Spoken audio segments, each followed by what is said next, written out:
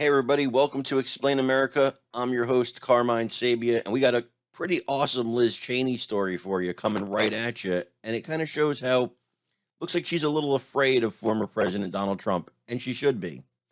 But before we get started, I want to remind you, please make sure you like, you comment, and you share this video.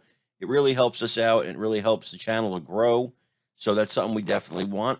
Also, please make sure you follow Explain America on Facebook and take a look at our Explain America Lounge. Just type that in the Facebook search bar, and that'll bring you to a group with a lot of like-minded patriots who you can chat with. We have a really good time there talking to each other. It's a fun time, and I think you'll enjoy it.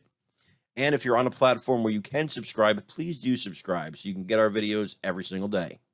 Wyoming Republican Liz Cheney, who got absolutely blown out in her primary election and whose days in Congress are now obviously numbered, was on Meet the Press this weekend, and when asked if she would allow President Donald Trump to testify publicly, because don't forget, the January 6th committee has subpoenaed former President Donald Trump. They want him to testify.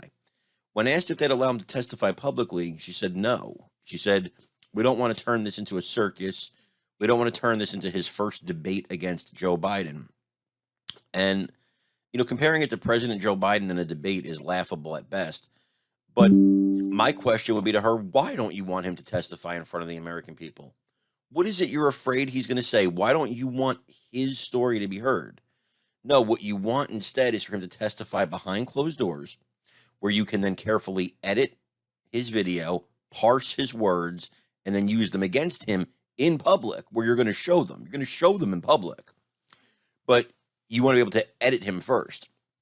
And you did the same thing to pretty much all these people from the Trump administration who testified. Unless you knew for a fact that they were going to bury Donald Trump, you had them all testify behind closed doors where you could parse their words and use their words against them and edit it to make it look nice and make it look like what you want it to look like and make it say what you want it to say.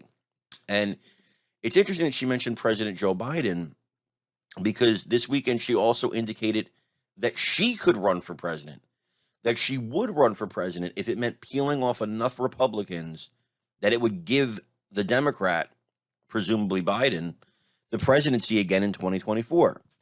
That she would run even as a third-party candidate just to peel off enough Republicans to actually do damage to President Donald Trump, or former President Donald Trump, should he choose to run. So this woman's one-man obsession has essentially ended her career in Congress. And she calls herself a conservative, a true conservative, warrior. But she's willing to have a Democrat control the White House with record high inflation, rising gas prices, people struggling to survive. But she's rich. What does she know? What does she care? Right? You're willing to do all that to let the Democrats stay in charge just because you, personally, you have an issue with former President Donald Trump. It's laughable. It's laughable that she pretends that she's caring for the country when really this is just about her personal vendetta.